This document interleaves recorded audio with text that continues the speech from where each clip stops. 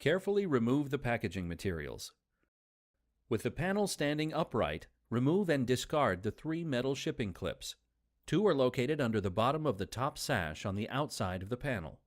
1 is on the inside on the top of the bottom sash, near the sash lock. The sash will now move freely. Remove the foam shipping block from under the bottom sash. Open and close the sashes to confirm they operate properly. To ensure the panel is secured properly, do not overhang the panel more than 1 inch beyond the outside surface of the framing. Make sure the front face of the panel is flush with or extends past the outermost surface of any framework, trimming, or any outside siding. Using shims within 1 inch of each screw hole along both jambs and under the corners of the sill, center the panel in the opening both vertically and horizontally. Shim to square and plumb.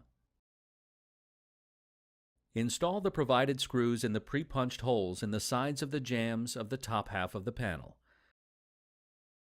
Move the sashes to expose the pre-punched holes on the bottom half of the panel and install the provided screws through the exposed holes on the sides of the jambs.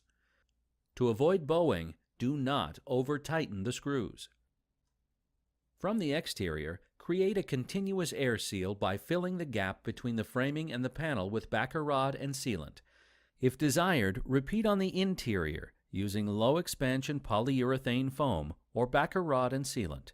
Apply trim as desired.